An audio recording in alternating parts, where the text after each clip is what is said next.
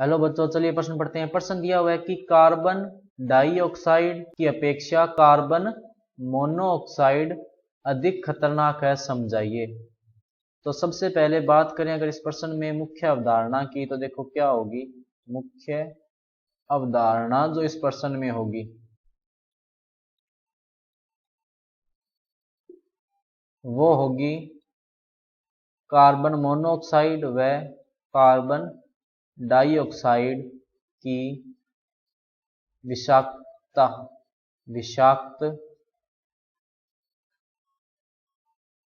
प्रकृति। तो देखो, कार्बन डाइऑक्साइड की अपेक्षा कार्बन मोनोऑक्साइड अधिक विषैली क्यों होती है कि कार्बन मोनोऑक्साइड हमारे रक्त में उपस्थित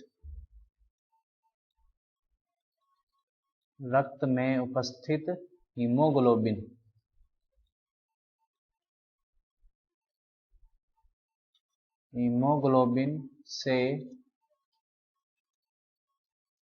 जुड़ने की क्षमता रखता है।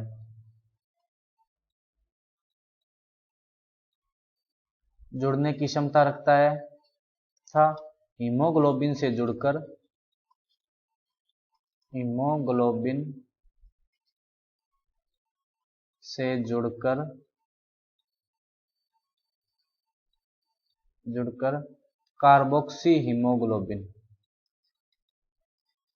कार्बोक्सी हीमोग्लोबिन का निर्माण करता है। हीमोग्लोबिन का निर्माण करता है।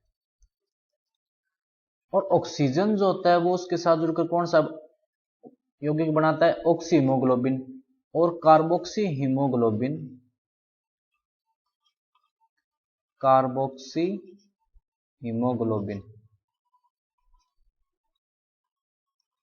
कार्बोक्सी हीमोग्लोबिन जो ऑक्सीजन के हीमोग्लोबिन से जुड़ने से जो ऑक्सी हीमोग्लोबिन बना था, ऑक्सी हीमोग्लोबिन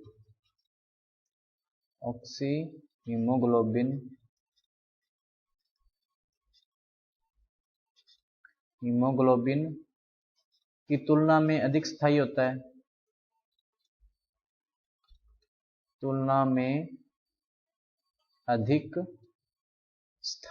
है। अधिक स्थायी होता है। इससे देखो होगा क्या कि हमारे शरीर में ऑक्सीजन की क्या हो जाएगी? हमारे शरीर में ऑक्सीजन की आपूर्ति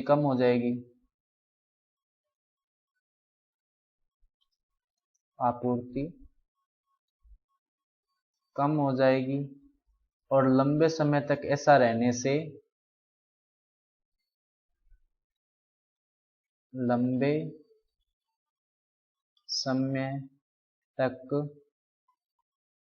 रहने पर मृत्यु भी हो सकती है। मृत्यु हो जाती है। और दूसरा जो इसका कारण है हीमोग्लोबिन से ज्यादा जुड़ने का, क्योंकि हीमोग्लोबिन में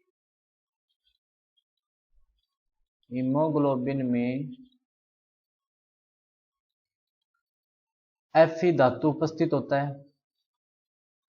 Fe धातु होता है जो कार्बन मोनोऑक्साइड को जुड़ने में सहयोग करता है। और यही कारण है कि कार्बन मोनोऑक्साइड को साइलेंट किलर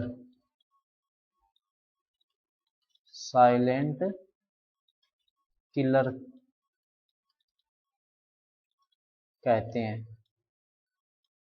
क्यों?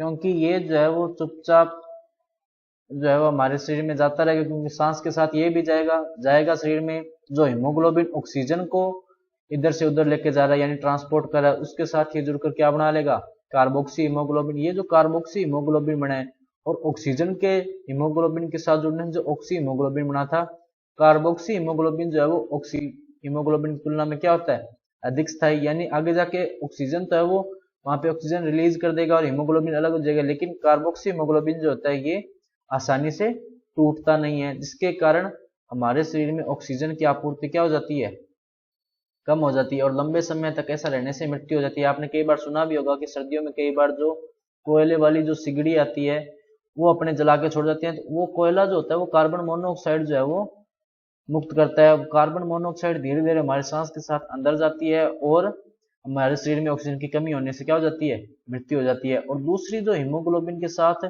सीओ के जुड़ने के जो कारण होता है वो ये होता है कि हीमोग्लोबिन में फेरम धातु होती है, Fe जो होता है लोहा, वो क्या होता है कार्बन मोनोऑक्साइड से जुड़ने में सहयोग करता है या उसकी प्रवृत्ति होती है कार्बन मोनोऑक्साइड के साथ जुड़ने की, इसीलिए भी जो है कार्बन मोनोऑक्साइड ज्यादा जुड़ता है। वहीं बात करें कार्बन डाइऑक्साइड की, तो इसकी जो है वो ऑक्सीजन हीमोग्लोबिन से जुड़ने की कोई खास प्रवृत्ति नहीं होती, क्योंकि ये लगभग निष्क्रिय गैस होती है। लेकिन कार्बन मोनोऑक्साइड क्योंकि अपने को पता है इलेक्ट्रॉन की कहीं ना कहीं कमी होती है, इसलिए ये जुड़ने की कोशिश करता है और इन्हीं कारणों से कार्बन मोनोऑक्साइड को क्या कहा जाता है, साइलेंट किलर। तो बच्चों ये था आपका उत्तर। मैं आशा करता हूँ आपको समझ में आया होगा। धन्यवाद।